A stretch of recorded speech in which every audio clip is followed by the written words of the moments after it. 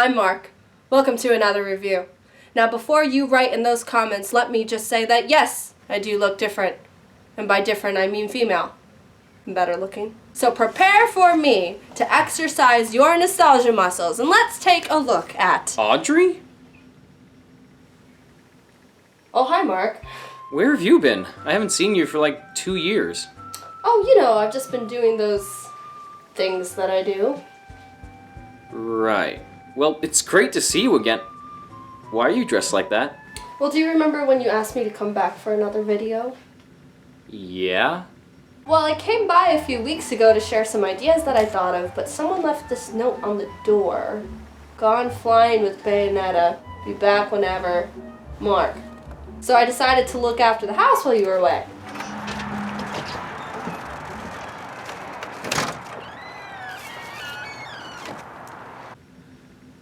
Okay, but that doesn't explain why you're dressed like me in my reviews. Oh, I was just pretending, that's all. I figured you'd make some cool videos, so I'd give it a shot. Alright. So, are you making a real video, or are you just pretending like you said? No, well, the new Smash Bros. Game came out just a few weeks ago, so I figured I'd cover something like that. See, look, I already got it set up. That's not Smash Brothers, that's Brawl Out, a Smash Brothers clone. And the game just crashed. Lovely. Oh, okay, well, how about this? That's Brawlhalla, another Smash Brothers clone. Well, is it this then?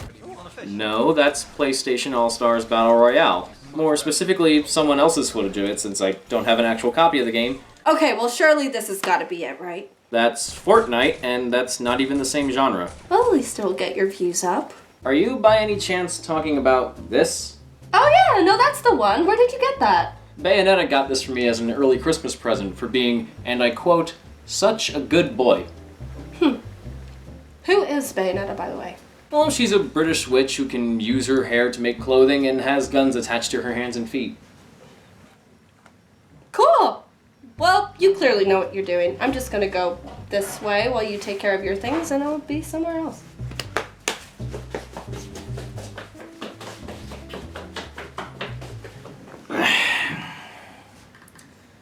I have the weirdest friends, but I'm okay with that.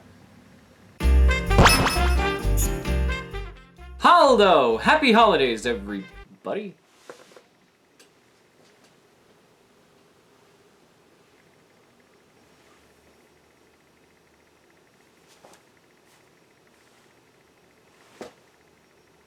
Huh. Well, that's certainly gonna mess with the continuity. It's here. It's finally here. Just when I thought Spider-Man would be the only major game I had to look forward to this year, Nintendo had to go and drop a massive bombshell by ending their March edition of Nintendo Direct with the announcement of a new Smash Bros. Game right the hell out of nowhere. Then as months went by, more of the game was shown off, and fans were given more reasons to be excited. Everyone was coming back, characters like King K. Rool and frickin' Simon Belmont from Castlevania were being added to the roster. Not to mention all the glorious memes that were to be born from trailers and commercials. Sakurai wasn't messing around this time. He clearly wanted to make sure people knew this was going to be the biggest Smash Bros. Game yet. He had so much confidence about the whole thing too, and it was the kind of faith you don't see many developers have towards their work. And he had every right to be confident. Super Smash Bros. Ultimate was shaping up to be Sakurai's magnum opus, a genuine masterpiece. And like Super Mario Odyssey last year, I just couldn't wait to get my hands on this. Well, the wait is over. A new Smash Bros. Game is out. Now it's time to give it a look. Normally I dedicate my Christmas videos to reviewing the most recent Mario game, but as of now, the newest Mario game to come out was Super Mario Party. And personally, I don't think it's enough to warrant a 45-minute video, so you're gonna have to settle for this. Sorry to disappoint. For those that are watching me for the first time, I already covered the previous Smash Bros. Games in my last video, so you can click the card in the upper right corner to check it out if you're interested. But if you're just here for Ultimate, then I'll just say I like the original, though it hasn't aged gracefully. Melee's a childhood favorite of mine, despite it being, well, broken. Brawl wasn't quite as fun to play, but still a good time all around. The 3DS game is fantastic and has been my personal favorite for a couple years, and the Wii U game is just as great, if not for the boring and utterly pointless board game that came with it. With how much Sakurai built this game up to be his crowning achievement for the Smash Bros. Series, Ultimate has a lot of expectations to live up to, arguably more so than anything that's come before it. So, did the madman succeed at giving us exactly what he promised? Well, I suppose it's time we found out. And keep in mind, aside from a few very small adjustments made here and there, the basic Smash Bros. Gameplay remains practically the same with each new entry. And since I've already gone in-depth on how Smash Bros. Works in my last review, this video is more so going to be focused on what Ultimate does differently from previous installments. Needless to say, we have a lot of ground to cover, so let's cut the turkey and jump right in. Is this how you cut turkey? It's more like you're cutting up salami or something like...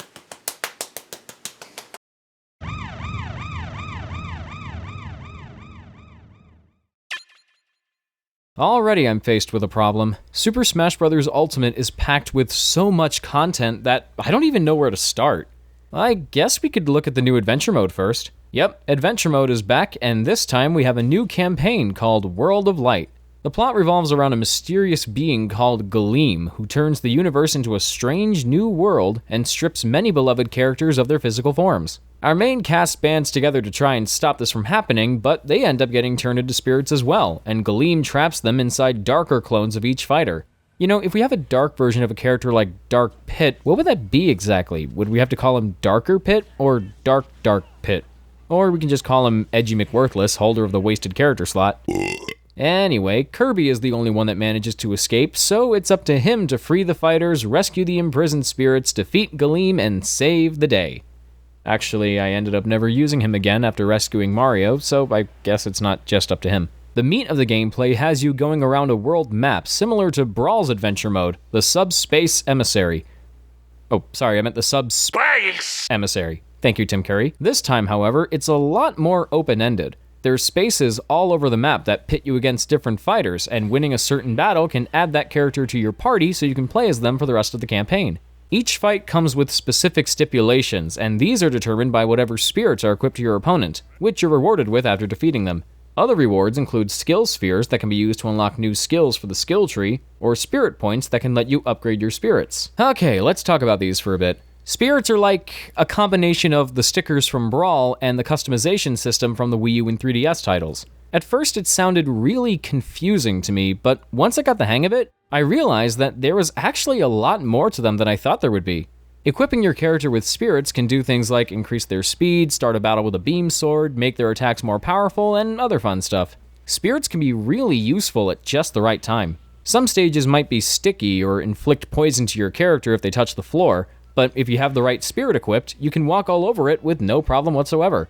I also love how spirits are associated with characters based on the relevance to their series. There's a spirit of Marin from The Legend of Zelda Link's Awakening, aka the most adorable character in the Zelda series, and the fight takes place on a variant of Tortimer Island where the floor puts you to sleep. That's a very sneaky reference to Link's Awakening, which takes place on Koholint Island, a dream world created by the sleeping windfish. Oh, that's so clever. Spirits can be leveled up by feeding them snacks, or you can discard spirits to obtain their cores and use them to level up other spirits. There are also places like the gym or the dojo where you can leave spirits behind to level them up or train them to follow particular styles. Then you could send your spirits into the ruins to go exploring and have them find some hidden goodies, like more spirit points and things like that. This system is surprisingly really deep and adds a lot of strategy to this mode, even though I don't use it for other parts of the game. As for World of Light itself, I honestly didn't find myself getting sucked into it much. Progression is very tedious and repetitive. It's mostly just walking around until you get into fights and then maybe spending some time to upgrade your spirits, and it's the same thing over and over. There aren't even that many cutscenes to look forward to, and it's a shame since the opening cinematic had so much promise. I thought we were going to get more instances of characters interacting with each other as they go on their journey, and I was especially hoping for it since the opening has full-on voice acting, good voice acting too. But as far as I know, this cutscene is the only time we ever get to see something like that. The more I went forward, the more battles I won, the less invested I became. As I made it to the Temple of Light, I paused for a moment and thought to myself, if I stopped here, what would I miss? What else would this mode have to offer that I haven't already played through? Does it get better? Well, after watching cutscenes on YouTube, it looked like the only thing I would miss out on was seeing two flying spaghetti monsters firing lasers at each other, with hardly any involvement from the characters at all. I'm sure there's more to it than that, but World of Light to this point hasn't made me want to go further. In hindsight, I might actually prefer the Subspace Emissary over this, because even though Subspace had its own problems with repetition and a less coherent setup for a story, it at least gave me something to look forward to. It gave me a reason to keep playing. It had more cutscenes with multiple subplots, each focused on a different group of characters, and they all intertwined and brought the cast together for a final showdown against Taboo. And it wasn't just one fight after another, there were platforming sections to break the monotony, and the stages were all unique to this mode. They weren't always fun, but there was still a variety to the Subspace Emissary that I think World of Light is lacking in. Again, maybe there's more to it that I just haven't found yet, and I'm in no way calling it bad or terrible. I'll play this over Smash Tour in a heartbeat. But as of right now, it hasn't totally convinced me to keep playing, and chances are I won't go back to it for some time. And some of these fights can get really needlessly annoying, like this one on the Donkey Kong stage. You have to get, so irritating. I'm not sure how many people will agree with me on this, but in general, I've found the new adventure mode to be somewhat disappointing. It's not a big deal though. Every Smash game has had at least one mode I didn't like, so this doesn't really bother me a whole lot. But how does everything else hold up? Well, when Sakurai said this was going to be the ultimate Smash Bros. Experience, he wasn't kidding. If you look past all the extra modes and collectibles and whatnot, like I said before, each Smash Bros. Game is pretty much identical in terms of gameplay, just with a few tweaks made to each title. Super Smash Bros. Ultimate is no different, except that it is in a way. A lot of series staples, for example, are nowhere to be seen here. Stadium modes, event matches, all-star mode, the stage builder, and most shockingly, trophies are all gone. Not really a huge loss, but I do miss the trophies, and it honestly kind of breaks my heart to see them be taken out. I understand why they were cut, but it's still kind of a bummer. At least we still have training mode, and it's much more interesting this time. It has its own unique stage that can calculate launch distance, and it's actually pretty fun to play around in. On the topic of fun stuff to play with, spirits aren't just limited to the adventure mode. There's a sort of miniaturized version of it called Spirit Board, where you do the same things you do in World of Light, enter battles and rescue spirits, but only in smaller increments. New battles appear every 5 minutes or so, and the higher the opposing spirit's class, the more you're rewarded for freeing it. Kinda wish the story campaign was structured like this, but beggars can't be choosers. The only stadium event to return from past games is Multi-Man Smash, which has now been turned into Mob Smash. You have 3 different kinds of battles to pick from here. All-Star Smash is a mix of All-Star mode and endless battles. Every single character appears in a fight and they don't stop coming until you're KO'd. Century Smash is pretty much the same as the 100-man battles from other games, so there's not much to say there. And I'm assuming Cruel Smash is still just as torturous as ever, so I'm not even going to bother with that. One aspect of the game that debatably has more focus than other Smash Bros. Games is series representation, and that's extremely evident in the new Classic mode. Instead of characters having to go on variations of the same route, or be moved around a board, each fighter has their own unique path with fights that relate to them in some way. Kirby's route is similar to Gourmet Race from Kirby Superstar, and even has food appear in each battle. Ryu's route consists of one-on-one stamina matches in the vein of Street Fighter, and Bayonetta's an angel killer, so her route has her fighting winged characters and ends with a horde of pits. The only part of each route that's always the same is the new bonus stage. It's sort of like a new version of Race to the Finish from Smash 64 and Melee, combined with elements of Trophy Rush from Wii U and 3DS. You break blocks, get points, and run away from the darkness until you reach the end. It kinda gets stale after a while, and I wish the layout was different for each character, like how stages and Break the Targets were unique to them in the first 2 games, but it's alright for what it is. Progression in Classic mode is represented by this mural that also determines your difficulty level. Whenever you win a match, the mural scrolls farther to the right and the route gets a little tougher. If at any point you should die during any of these battles, you can use a ticket or pay a certain amount of gold to jump right back in. You don't play through the whole fight over again, you literally start right from where you left off. It also lowers the difficulty slightly, but that's still pretty handy. Speaking of hands, it's a good segue there. Master Hand and Crazy Hand are back as bosses to fight, but there's more than just them. Mario's route ends with a fight against Bowser, and defeating him causes him to turn into Giga Bowser, a nice callback to Melee's adventure mode. Simon and Richter face off against Dracula at the end of their routes, and not only does Dracula throw a wine glass away like in Castlevania Symphony of the Night, but his fight plays out exactly like in the original Castlevania, complete with a random monster transformation. This still doesn't make any sense to me. Oddly enough, the one that surprised me the most was Kirby's fight against Marth's. I was not expecting to see him here, and that's saying a lot considering Marth's route ends with a fight against Rathalos from Monster Hunter. But you see what I mean? This game is all about making sure each franchise gets proper representation. And if Bayonetta's anything to go by, they definitely got her booty down pat. Menus have been a point of contention amongst the Smash community, from what I can tell, since the Wii U and 3DS games. I personally didn't mind how they were set up, but Ultimates is much more organized. Games and More is primarily for the single-player modes, Smash is where the multiplayer action happens, Spirits is for anything directly involving them, and the Vault is for pretty much everything else. Replays, records, and there's even a shop where you can buy songs, support items for your Spirit, and costume pieces for Mii Fighters. Yep, Mii Fighters are back, and they have the same 3 classes, Brawler, Sword Fighter, and Gunner, and work the same as they did before. And since one of the costumes you can give your Mii is Vince from Art Academy, which comes with a paintbrush, I can finally create a perfect Mii interpretation, or Mii-terpretation if you will, of the mighty Bob Ross. God, I love cocaine. You can also give Mii Fighters voices. You don't record your own voice and use it for your Mii, you just pick from a selection of pre-recorded voices. Which is good, because if you could record your own voice for Mii Fighters, it would probably turn out like this.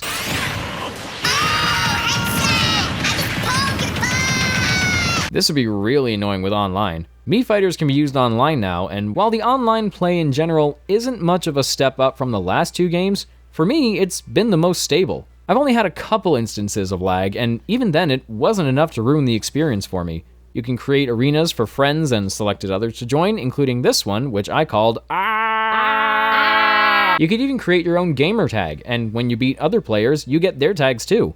Overall, it feels a little more limited than the Wii U game, at least in terms of options, but anything's better than Brawls Online. Seriously. That sucked. Ultimate still lets you write custom fighters to amiibo figures, and you can even transfer fighters over from Wii U and 3DS, which is what I did for Mechriel, trademark. He's adapted very quickly to this new environment, and I'm just so proud of him. Oh, I grew up so fast. Smash is the same as it ever was, but it also has new modes to offer. Squad Strike is a competition where players can pit 2 teams of fighters against each other, either in 3-on-3 or 5-on-5. And Smashdown serves as a very cheeky way to get you to play with other characters, as once you've played a match with one fighter, you can't use them again. It's almost kind of genius in a way, but I guess I should address the elephant in the room. One of Super Smash Bros. Ultimate's biggest selling points is the character roster, because literally everyone is here. Anyone who's ever been playable in a previous Smash Bros. Game is back. So, if you missed characters like the Ice Climbers, Snake, Pokemon Trainer, and, for some reason, Wolf, then you can rest easy. Some characters even had some changes made to their designs and movesets. Luigi can use his new Poltergust to grab other players, Link dons his Champion's Tunic and can detonate remote bombs using the Sheikah Slate, Ganondorf is back to his Ocarina of Time appearance, and he can actually use his sword to attack this time. Finally, he's more than just a slower Captain Falcon clone now. Speaking of clones, Ultimate decided to re-establish them as Echo Fighters, characters built from the same model as other characters, but with their own attributes. So, for example, we've got Ken as an echo of Ryu, Daisy as an echo of Peach, Richter as an echo of Simon, and Chrom as an echo of Roy. I never minded the inclusion of clone characters, for the most part, but this is a much smarter way to categorize them. I don't get the hype for Chrom, though. He's just kind of a generic sword fighter to me. Plus, he takes up too much memory on my computer. I knew I should have switched to Firefox. I was pretty stoked for the other newcomers. I'm not a big Splatoon fan, but Inkling's really fun to play as. They have an ink mechanic where you can cover people with it, and the ink even makes them more susceptible to damage. And just when I thought King K. Rool was never going to be playable in Smash Bros., there he is, and he's a fun character too. I had no idea who Incineroar was when he was announced, but again, he's really fun to play as. and it'd be a crime if I didn't mention Isabelle. It's almost unfair to have her be in here, because who would want to hurt this sweet little ball of adorableness? I mean, look at her, she's so cute! As a fan of the old Castlevania games, I was ecstatic about Simon and Richter being playable. They have sub-weapons like the Cross and the Holy Water, and they wouldn't be Belmonts without the trademark Vampire Killer. They could even do the whip dangle from Super Castlevania 4. Smash Brothers got me excited about characters being able to spin whips around. How do you do that? The only new guy that I don't get much enjoyment out of is Ridley. I don't know, he just seems kinda blech. You know, it's funny. A lot of people really wanted Ridley to be playable in Smash, but now that he is, I haven't seen anyone talk about him since, or put him on their top tier lists. It's like people got more excited about the idea of it rather than the reality of it. Everyone still got final smashes, but this time they're faster and more to the point. Sonic flies around much more quickly as Super Sonic, and Bowser still turns into Giga Bowser, but now he appears behind the stage and punches players into the screen, which reminds me a lot of the final boss from Yoshi's Island. Some characters even got new final smashes. Donkey Kong threw away the bongos and moved on to punching the crap out of people in the style of Donkey Kong Jungle Beat. Yoshi's is a brilliant reference to Melee, as it involves opponents getting trampled by a horde of Yoshis. Am I the only one who thought he was running away from the cops after committing tax fraud?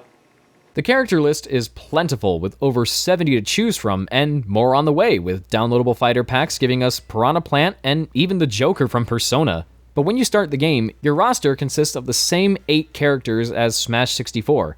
Unlocking the rest of the cast might sound like a chore at first, but it's really not that bad. More characters can easily be unlocked through Classic Mode, which is my preferred method. The fights progressively get tougher and tougher the more characters you unlock, and if you lose any, rematches become available in the new Challenger's Approach. It doesn't appear very often, but when it does, it's a great way for you to go back and get those fighters you missed out on. And you have the advantage of going into battle with a character you know better than the one you might have been stuck with before. I managed to get all the fighters in a whole weekend, so it's really easy to get them. And if you're persistent enough, with a snap of your fingers, your character's select screen can go from this to this. Oh, look at them all. Straightforward battles are what you expect from Smash Brothers. It's how you start up matches that's really different. First, you pick a rule set, which you can create and edit yourself. Then you pick from the over 100 stages that are playable from the very beginning. Then you pick your fighters, and then it's time to smash. It's kind of annoying how you always need to pick a rule set before each battle, especially if I'm playing a bunch of matches and don't want to change the rules in between any of them. I liked how previous Smash games worked, where you could change the rules from the character select screen. You can still do that, so why start us here in the first place? Well, maybe it's because there are so many options to consider. Super Smash Bros. Ultimate introduces Final Smash meters that slowly charge up over time and can let you use a somewhat weaker version of a character's Final Smash. There's also the ability to turn stage hazards off, so if this guy in the Gower Plain stage is too annoying to deal with, you can just make him go away. And then there's Stage Morph. Oh man, only Daddy Sakurai could be crazy enough to think of something like this. Stage Morph causes one stage to turn into another stage during a battle, and they alternate after a certain amount of time goes by. The stage selection is made up of mostly returning stages from previous games. I've always wanted the original Mushroom Kingdom stage to come back, so I'm extremely happy to see it here. All the returning stages from Melee are fantastic choices, especially Great Bay, Fountain of Dreams, Venom, and Fourside. Although I've never been a big fan of the Temple stage, I personally find it a bit bland and a little too spacious. I was surprised to see the Hannonbow stage come back, since I just figured Nintendo forgot all about Electroplankton. Like we did. And may I say, the 3DS stages really benefit from the HD upgrade, especially 3D Land, Tomodachi Life, Tortimer Island, and even the disappointing Paper Mario stage. Only 4 of Ultimate stages are new, but I love them all the same. New Donk City Hall goes without saying. The Great Plateau Tower is absolutely beautiful. Moray Towers is purely vertical, and that's pretty neat. And Dracula's Castle is a loving tribute to Castlevania. You can even make items appear out of candles like in the original game. That's amazing! Stages also have both Battlefield and Final Destination variants, so I guess there's technically over 300 stages. Oh god. I love all the little details added too. The Mario Bros. Stage now changes walking and running sounds into those heard in the original Mario Bros. Arcade game. Palutena's guidance still works on the Palutena's temple stage, and some new conversations were added for both old and new characters. Lady Palutena, will you give me a move that people want to be hit with? Okay, Pit, but only if you stop making dumb jokes. Can I ask that of you? Sure you can! Oh man, I totally would have done the same thing. He has a strong sense of justice and is an honest man, but that in turn makes him easy to manipulate. So you're saying he's kind of, simple? Pit, you're such a thought. I actually don't know what that word means. Am I even using it right? He was once cursed by the Dark Priest Shaft. Oh, and hi, Yuri Lowenthal. She's also cute, courageous, and modest, which is why everyone loves her. She's overrated if you ask me. No one did. He speaks for all of us. They even brought back Snake's codec calls from Super Smash Bros. Brawl, but they're nothing new. They're exactly the same as they were in that game, and you can tell because there's still instances where they say they're in Brawl. Especially here in Brawl. Do you have any idea how excited people are that he's here in Brawl? They didn't even bother to cut that out? I don't normally think about the physics when I'm playing Smash Bros., I just pick it up and play. But from the time I've spent on Ultimate so far, I noticed that it wasn't too different from Smash Wii U.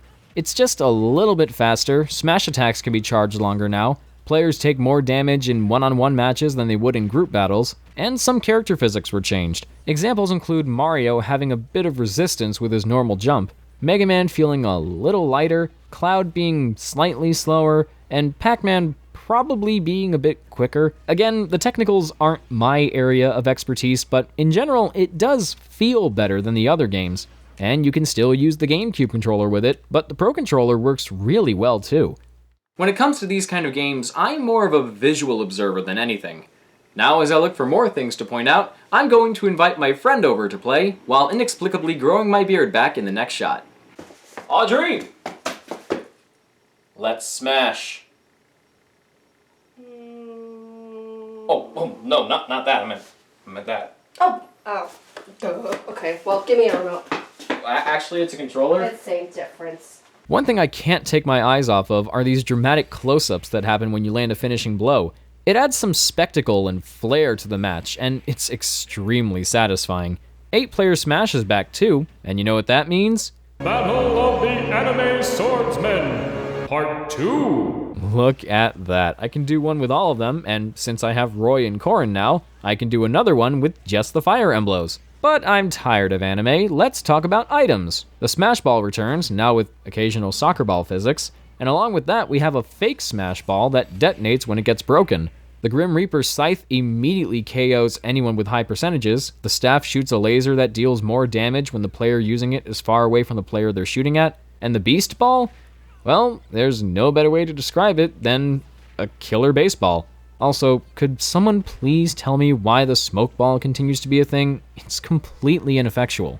What isn't ineffectual, well, most of the time, are the assist trophies. They're back at full force, including characters like Shadow and Isaac. 'Cause, let's be real, they were never going to be playable. But the new assist trophies are absolutely insane. You've got Guile, Dr. Wily, Alucard, Bomberman, the Flies in Hand from Mario Paint, Crystal, the Black Knight from Monty Python and the Holy Grail. Just a flesh wound. Nikki from Swapnote, Akira from Virtua Fighter, Zero from Mega Man X, Springman, Thwomp, my boy Rodin from Bayonetta, the Bunny from Nintendo Badge Arcade, Sukapan from Joy Mecha Fight, a Japanese exclusive Famicom fighting game, the Moon from Majora's Mask. Wait, the Moon? Oh no. Oh, no. Oh my god! Ah! Holy crap, is that Shovel Knight? A character from a Western indie game is an assist trophy in Smash Brothers. I mean, I'm sure there are people who wanted him to be playable, but look, he's right there! How cool is that? Oh yeah, Waluigi's here too. I'm glad Daisy got the letter instead. Ooh, Knuckles got in too. Super Smash Bros. Ultimate will now be referred to as Super Smash Bros. Ultimate and Knuckles. I refuse to listen to anyone who doesn't refer to it as such. Super Smash Bros. Is so much fun. Yeah. So, what are you gonna do now? Is there anything else you need to make a video for, or? Oh, I mean, not at the moment, but there might be. Well, just to be safe, I think I'll just go put in the garage. Hold up. First off, my beard's gone again. Second, you're just gonna stay there until I think of something for you to do? That probably won't be for a while. No, I don't mind. I got some company. Here, let me get the door for you. Wait, don't open that one!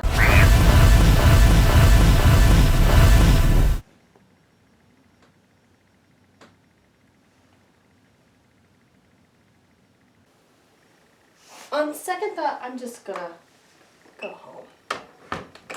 Yeah. Alright, Merry Christmas, Mark. Merry Christmas to you too. See ya.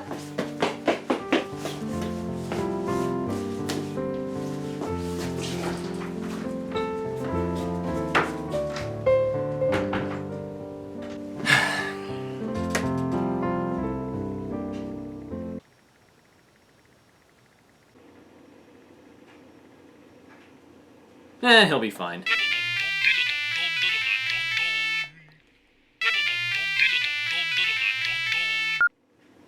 Hello? Seriously, those continuity errors are really starting to bug me.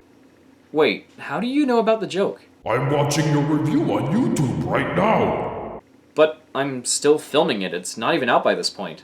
Do I have to explain it? I'm just here for my obligatory Christmas video cameo. So are you gonna wrap it up soon? My lawyer just got arrested and I have to go say bad things about him on Twitter. Even though I said good things about him while he was on my staff, and despite everyone else calling him out for the same reasons, I was gonna call him out now that he— Okay, I get it. You have to go be a hypocrite. Again. So, I'll just leave you to it. I love you! So, overall, what's my verdict on Super Smash Bros. Ultimate? And Knuckles? Well, aside from a few petty little nitpicks, this is the best Smash Bros. Game to date. It's pretty much everything I was hoping it would be, and it truly lives up to its name. I might not be a fan of the new adventure mode, and there are maybe one or two things I found just a little annoying. But with a massive character roster, great selection of stages, fantastic controls, and features that cater to both old and new players alike, it's basically a culmination of all the best aspects of the Smash Bros. Series. It has the frantic, cartoony appeal of the original, the speed and competitive nature of Melee, the casual-oriented accessibility of Brawl, the personalization of Smash 3DS, and the fun party vibes of Smash Wii U. Oh, and side note, does this skin swap of Samus remind anyone else of the anti-Ock armor from Spider-Man PS4? Anyone? No? Okay. More than any other Smash game, it focuses on what the series is all about, the fighting. And here, it's the best it's ever felt, in no small part thanks to the amazing sound design. It has the same crunchiness I loved about Smash 64's sound design, but it's much more aggressive and way more impactful. Since we're talking about audio, I want to give a shout out to Zelda's new voice actress. She's way better than the one who voiced her in Breath of the Wild, and she also makes her sound so much cuter. The soundtrack is full of classic tunes along with some of the greatest remixes and medleys ever arranged for a Smash Bros. Game, especially on the Castlevania side. The main theme is great, even if it just sounds like a variation of Smash 4's theme, but I think my absolute favorite song in the whole game has to be the Mega Man 4 medley by Jun Senoue. Mega Man music performed by half of Crush 40. You don't even need to listen to it for yourself, that already sounds amazing. And like the 3DS game, I can use the Switch as a portable music player and listen to it wherever I go. Graphically, it's not that much better than the Wii U title. If anything, it looks nearly identical, albeit with some more washed out colors. Actually, the game as a whole borrows a lot from the Wii U title now that I think about it. Most of the voices are recycled from that game, which also recycled voices from Brawl. Even the announcer is the same. Part of me finds it a little lazy, but since a majority of the game was built from the same assets used to make the Wii U title, it doesn't really surprise me. And hey, I love Xander Mobus as the announcer, so I'm glad that he's back. All in all, it might sound like this is just a port of Smash Wii U with some new characters and stages, but it's more than that. There's no question about it, this is an entirely new game, and a damn good game too. Alas, I have a feeling there are players out there who won't even touch it because either it's not Melee, or their favorite characters didn't get added to the roster. That kind of stinginess isn't just ridiculous, it's also unfair to Sakurai and his team. This guy spent the last 20 years of his life pushing his skills to their limits and pouring all of his talent and creativity into every single aspect of each game he's worked on. He approaches every game he develops like it was the last one he'd ever do. And you're just going to ignore all that because Shantae is only a spirit? Come on, just be glad that she's in there at all. My point is, instead of painting Masahiro Sakurai as nothing more than a lunatic who crushes people's hopes and dreams, and may or may not have a vendetta towards Waluigi, which if it was true then I wouldn't blame him, we should be thankful for the fact that he keeps going out of his way to give us amazing games. He doesn't have to, he wants to, because he loves gaming just as much as we do. Super Smash Bros. Ultimate, and Knuckles, is what he has to show for it. The fact that he was able to make this game happen at all is phenomenal, and I'm much more grateful to him now than I already have been. And for me, it's a miracle that I was able to make this video happen. I might have had to jump around a lot just to get to everything I wanted to talk about, and you might have had to deal with some continuity errors here and there, but this has truthfully been one of the most fun experiences I've ever had making a video. Sakurai promised us that this would be the greatest Smash Bros. Game yet, and he delivered. It's a Christmas miracle! I wasn't expecting this to turn into a full-blown tribute, but that just comes to show how much I respect him for what he does and how he does it. Sakurai, if you somehow stumble across this video, and I doubt that you will, but if you are watching, thank you. Now, take a break, and I promise I won't ask you for anything ever again. But I really think you should make Crash Bandicoot DLC. I would love you forever if you did, please and thank you. Bye. So, that's the end of this video, and for me, it's the end of 2018. I want to thank everybody who's been watching my videos up to now, and I also want to give a very, very special thank you to everyone who subscribed to me at any point during this year. You all absolutely mean the world to me, and I'm really looking forward to seeing you all again in 2019. I've already got some ideas for videos I want to do, so here's hoping they turn out well. Until then, this is Mark, aka the Master of Continuity, wishing you all a happy holidays, and bidding you all a smashing new year.